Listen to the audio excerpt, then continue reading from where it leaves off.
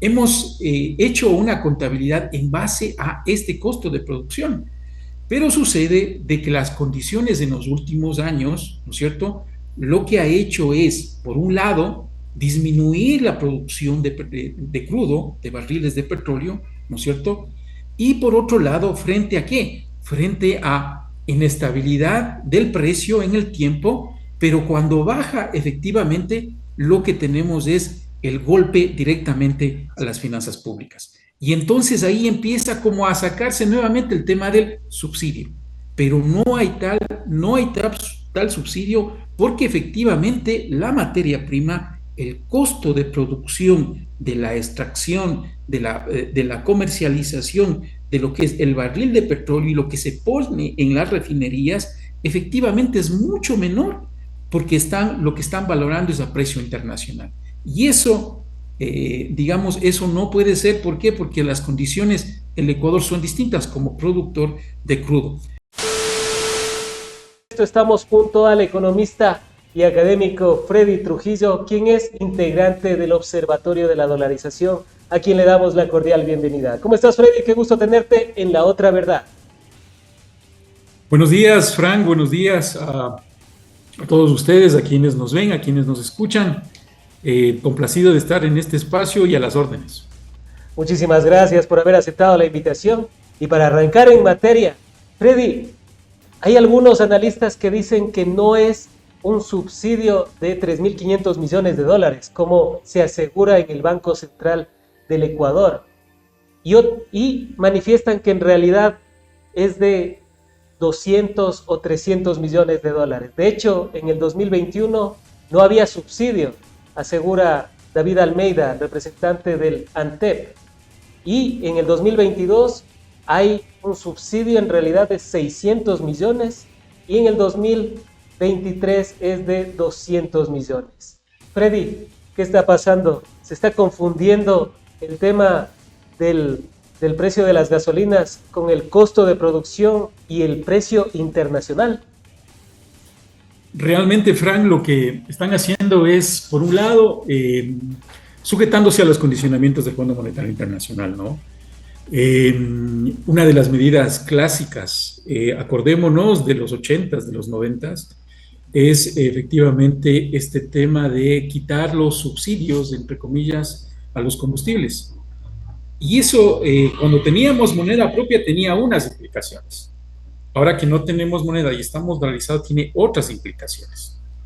Una cosa es tener, digamos, instrumental monetario, como es el tema de amortiguar los shocks. ¿Qué significa los shocks externos? Es cuando varía el precio del petróleo. Esto es cuando, básicamente cuando baja, ¿no? Y entonces cuando tienes moneda propia, lo que procedes a hacer es el tema de la devaluación. Y eso indudablemente en la población también tenía un impacto porque disminuía sus capacidades, ¿no es cierto?, de compras. En dolarización, eso se traduce lo que decimos en devaluación interna. ¿Y qué significa la devaluación interna? Significa es pauperización de las condiciones reales de la población, de la economía interna. El tal subsidio que sostiene, digamos, una cosa es que sea un país, digamos, que tiene la materia prima. Otra cosa es que un país que no lo tenga. Y el Ecuador, desde los 70s, en donde se descubrió, digamos, donde se sacó el primer pozo, digamos, los primeros barriles de petróleo, ¿no es cierto? Hemos hecho una contabilidad en base a este costo de producción. Pero sucede de que las condiciones en los últimos años, ¿no es cierto?, lo que ha hecho es, por un lado, disminuir la producción de crudo, de barriles de petróleo, ¿no es cierto? Y por otro lado, ¿frente a qué? Frente a inestabilidad del precio en el tiempo, pero cuando baja efectivamente, lo que tenemos es el golpe directamente a las finanzas públicas. Y entonces ahí empieza como a sacarse nuevamente el tema del subsidio. Pero no hay tal subsidio porque efectivamente la materia prima, el costo de producción, de la extracción, de la comercialización de lo que es el barril de petróleo y lo que se pone en las refinerías, efectivamente es mucho menor porque lo que están valorando es a precio internacional. Y eso digamos, eso no puede ser. ¿Por qué? Porque las condiciones en el Ecuador son distintas como productor de crudo. En segundo lugar, esto viene, como decíamos, básicamente por un condicionamiento del Fondo Monetario Internacional, en Precisamente donde para pone... irnos al tema del Ah, condicionamiento, ¿qué es lo que habría detrás si es que en realidad no son esos 3.500 millones, como se asegura en el Banco Central del Ecuador, y donde el propio ministro de Economía, Vega, había manifestado que ya es un costo de oportunidad y ya no se habla realmente de subsidios? ¿Qué es lo que habría detrás de esta alza en el precio de las gasolinas Extra y Ecopaís y quizás en un futuro, inclusive del diésel? el tema es que como ha caído la producción de petróleo, se refinan menos barriles de petróleo, entonces lo que nos están llevando es precisamente a importar. ¿Y quiénes son los beneficiarios directamente de la importación? Y esto, digamos, está comprobado. Es fácil meterse a la web y ver quiénes son los importadores de combustibles, ¿no? Quiénes están procesando efectivamente, digamos, a quiénes les beneficia esto. Y uno Estamos lo que hablando puede ver del es que negocio, entonces, no está pensando en el país. exactamente lo que hace es la intermediación acá. Y la intermediación viene de qué viene. Aquí hagamos un poco de historia económica reciente. Uno de los decretos ejecutivos del gobierno de Lazo lo que hizo es permitir, ¿no es cierto?, que el paso para que importen privados. Eso se hizo en el gobierno de Lazo. Alrededor de este decreto ejecutivo uno puede ver que se monta una estructura de incentivos efectivamente para que pase al sector privado. Y esto lo estamos viendo ya como una política, ¿no es cierto?, ya de varios años, en donde ha ido disminuyéndose las capacidades, tanto de refinación, ¿no es cierto?, del crudo, como la producción de crudo para la misma exportación, no se diga para entregarles a las refinerías. Entonces estamos Entonces, hablando que el régimen de Daniel Noboa no está pensando en el Ecuador, sino está pensando en el business, en el negocio. es que aquí hay una cuestión más estructural que yo creo que es importante. Eh, el Fondo Monetario Internacional, si uno quiere pensar en términos de desarrollo del país, el modelo que impone el fondo no es de desarrollo. Lo que están limitados es básicamente a un balance fiscal y por sobre todo, y esto es muy contradictorio con los créditos que da el fondo, porque en teoría son para estabilizar la balanza de pagos. Y la balanza de pagos, uno de los componentes que es desde la cuenta corriente, que es exportaciones, importaciones, dentro de las exportaciones están las petroleras y los derivados, ¿no es cierto? Lo que estamos viendo es que esto se revirtió y que efectivamente por ahí también se están desangrando los dólares, por ahí se están yéndose los dólares. Y entonces cuando uno le preguntan, dicen, a ver, pero si el fondo lo que nos está poniendo es la casa en orden. Sí, pero la casa en orden, ¿a qué costo? ¿Qué es lo que estamos sacrificando? Y ojo, porque ahorita el Fondo Monetario regresó con las políticas de austeridad, pero acordémonos que a raíz de la pandemia, ¿no es cierto?, el mismo fondo permitió que muchas de las economías desarrolladas hagan políticas expansivas. Y sucede que en el Ecuador eso no lo hicimos, llevamos varios años de austeridad fiscal. Eso es claramente El lo que se Fondo llama el Monetario problema. Internacional al respecto se convierte en una camisa de fuerza para un país. Si un país quiere desarrollarse, realmente sí es una camisa de fuerza. Es más, hay estudios académicos que prueban con modelos, ¿no es cierto?, con varias metodologías al respecto, y uno lo que puede ver que son modelos de tipo explosivo, son modelos de equilibrios inestables que finalmente terminan o se terminan traduciendo en que ya no dan más. No es un tema de que no seamos disciplinados, por más disciplinados que sean las condiciones económicas del país, no dan más. Es más, dentro de los mismos condicionamientos, el compromiso del Ecuador es a reducir significativamente lo que llaman el déficit del sector no financiero, ¿no? Entonces, el costo de esto lo que está implicando es que por un lado, o por el lado de los gastos, ¿no es cierto?, o por el lado de los ingresos. Por el lado del gasto es recortar más gasto. ¿Qué gastos más podemos recortar? Y aquí es muy claro, ¿no es cierto?, la carta compromiso que hace el gerente del Banco Central, que hace el ministro de Economía, es que esto no se va a incrementar nómina. Es más, ya tenemos claramente mensajes de alguna gente en las instituciones públicas que ya se empiezan a evaluar nuevamente los cargos para hacer recortes, más recortes de lo que ya se han hecho, de lo que hizo Lazo y de lo que hizo Moreno. Pero adicionalmente, el desarrollo, y esto hay literatura, digamos, por doquier, evidencia empírica seria, que dice que las condiciones de desarrollo se llaman con algo que se llama la formación bruta de capital fijo, es decir, las condiciones mínimas. En el caso del petróleo de la refinación, si es que no repotenciamos las tres refinerías que tenemos o no construimos alguna, ¿a qué estamos condenados? Nos están condenando precisamente a la importación. ¿Por qué? Porque además estamos con una demanda que es permanente de combustible y de combustible de gasolina extra, ¿no es cierto?, que va a ser en el tiempo. Y no hemos propiciado, precisamente por estar en el tema del encuadre fiscal, ¿no?, un balance precisamente de la transición de la matriz energética, que es importante también.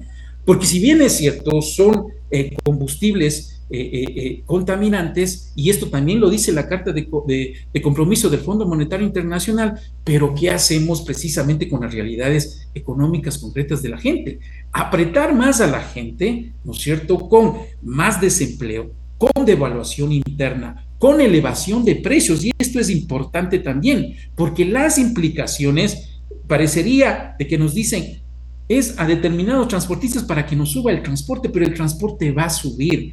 ¿Por qué? Porque están considerando a una mínima parte de lo que es el transporte público, pero todo el mundo sabe, ¿no es cierto?, que el transporte, todo el mundo que tiene clase media, un carro de 3,000 a 5,000 dólares, ¿no es cierto?, ¿qué es lo que va a tener que hacer?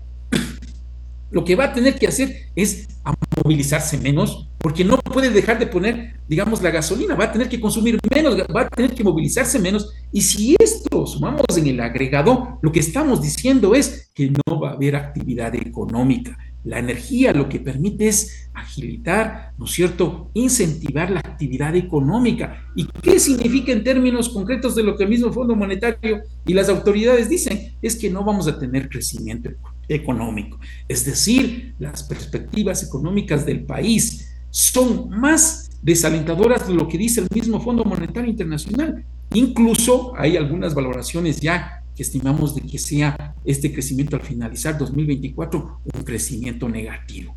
Y eso es realmente, si nos sujetamos a los 4 años que vamos a tener de esto, el plan es inviable, un plan económico que para las realidades económicas del país, que ya venimos de varios años, ¿no es cierto?, precisamente desde el 2017, pero con la suscripción del primer acuerdo en estos años, en el acuerdo SAF firmado por Moreno, lo que se hizo es continuar con ese paquete y las condiciones ya son inviables, ¿no? Estas condiciones y como alternativa, antes veíamos que se repotenciaba refinerías, que había esa planificación de Estado de inclusive construir una refinería en el Pacífico. Freddy, esa podría ser una alternativa al alza del precio de los combustibles para que puedan ser producidos localmente y que obviamente al Estado le cueste menos para garantizar la solvencia y soberanía energética en el campo de las gasolinas en el Ecuador.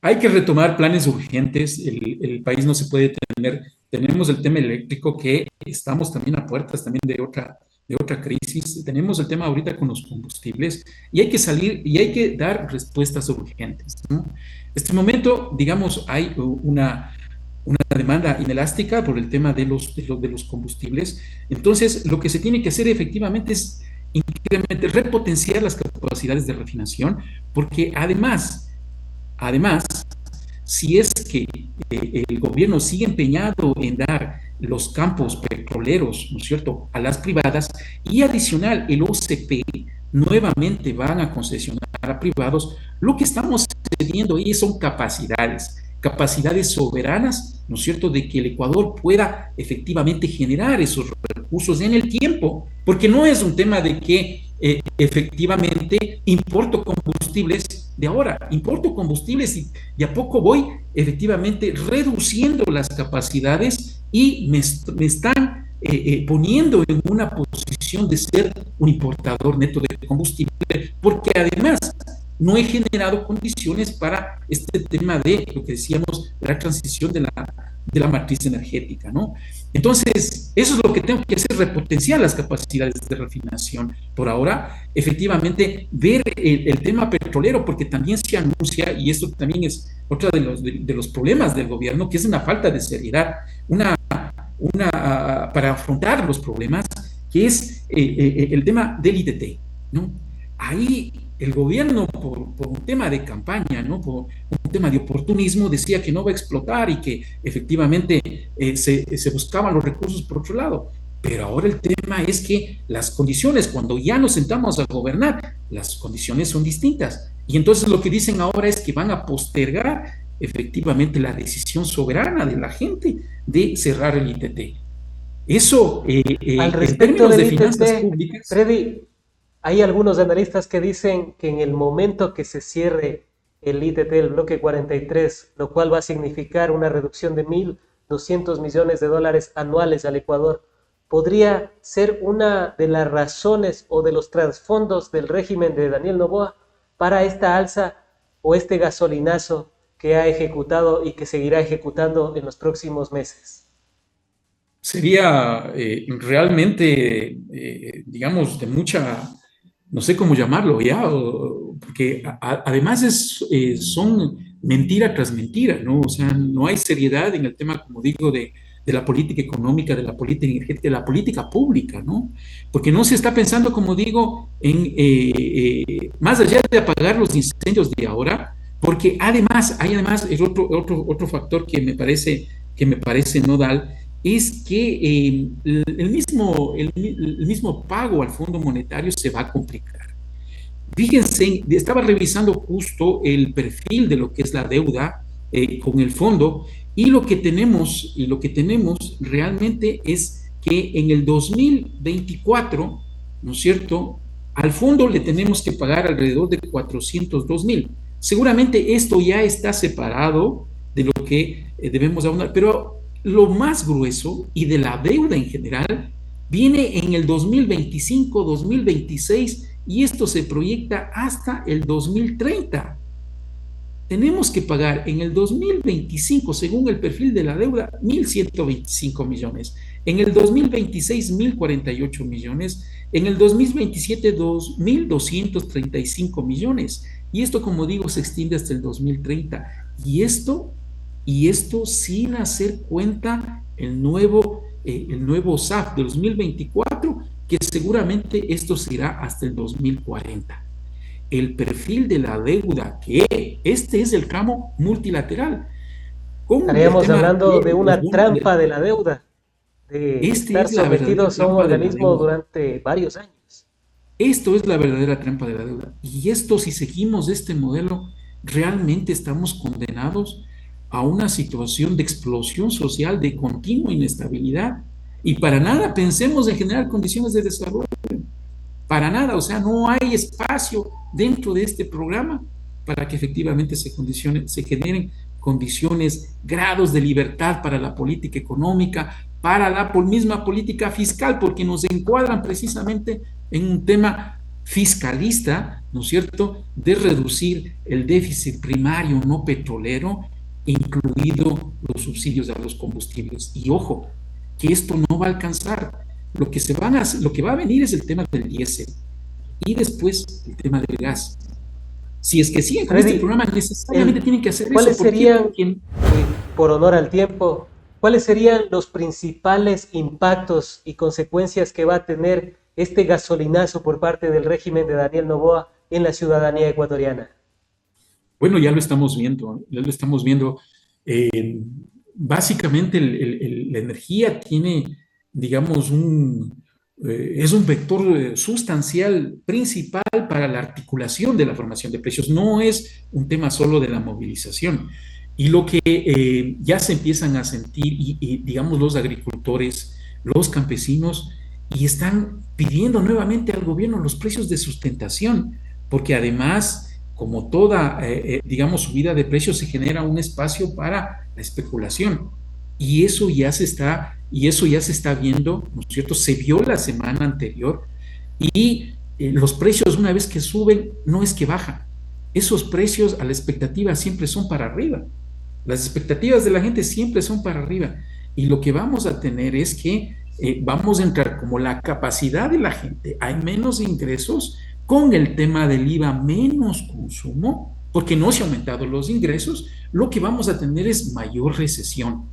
El paquete, y no está, digamos, en el Ecuador, va a ser mucho más violento en el Ecuador en estos meses que se vienen, porque venimos precisamente ya de esa política económica recesiva, ¿no es cierto?, de austeridad fiscal, ¿no es cierto?, generar superávit, ni no importan las condiciones de la economía real. Entonces, eso es lo que vamos a tener en los próximos meses. Pedido de muchos sectores de que se retomen los precios mínimos de sustentación para que haya precios razonables, precios que no afecten directamente al bolsillo de la gente, y esto ya está pasando. Entonces, acá es efectivamente a nivel de la gente, del pueblo, donde no se tiene estas capacidades de ingreso, nuevamente, digamos, retomar precisamente esa agenda en la que haya desarrollo, en la que haya condiciones mínimas, en la que se ejecuten los presupuestos a nivel de los sectores de salud, de la educación, porque lo que va a pasar en los próximos meses es efectivamente a no ejecutar.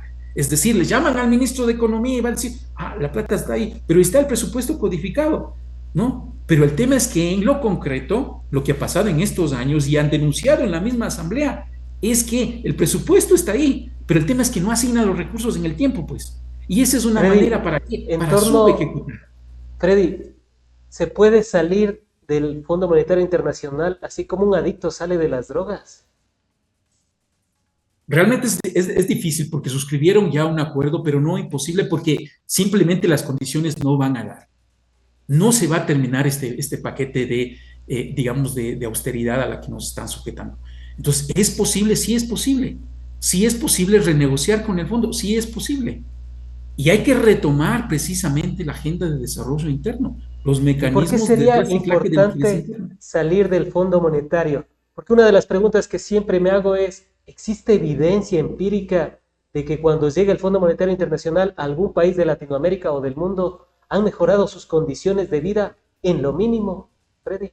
En el Ecuador mismo, no tuvimos al Fondo Monetario 2008 hasta el 2017, no le tuvimos al Fondo Monetario. Y como cogió en el 2008 el gobierno de Correa, no fueron en las mejores condiciones, ¿no? Efectivamente, se tuvo que generar condiciones internas sin el Fondo Monetario Internacional, retomando la agenda de desarrollo, de planificación, ¿no es cierto?, de planificación de las finanzas públicas, y es a través de eso lo que se generaron, ¿no es cierto?, se expandió la economía, ¿no es cierto?, se crearon mercados, se creó empleo y tuvimos más crecimiento económico, ¿no? De expandirse desde 68.000, 60.000 millones hasta 110.000 millones, eso significa que efectivamente mayor empleo, mejores condiciones de la gente. Pero si pasa al revés, no podemos sacrificar más a la gente. Y han sido años dolorosos, ¿no es cierto? Y que por tanto es necesario retomar, yo diría, la sensatez. Y el paquete del Fondo Monetario Internacional va desde el otro lado, ¿no? Es unas condiciones totalmente desfavorables, digamos, que tiene que generarse el Estado. ¿Y qué es lo que puede pasar? Simplemente que ya no se continúa. ¿Y qué hace el Fondo Monetario Internacional? Deja de dar el financiamiento que corresponde, porque tiene que hacer adicionalmente monitoreos, pues tiene que hacer chequeos, ¿no? El próximo Claro, unas chequeo es en evaluaciones noviembre. para ver si después desembolsan Exactamente. 1.000 millones más, Y entonces vendrá 600 en noviembre millones para más, decirnos, a ver, entre ¿ustedes otras aplicaron? cuestiones. ¿Cuánto les Freddy, dio resultado esto? antes de finalizar con el programa, y como ya es un clásico también para la otra verdad, ¿cuál sería la otra verdad de esta eliminación de los subsidios que ha llamado el régimen de Daniel Noboa y que prevé ahorrar 600 millones de dólares al Estado ecuatoriano?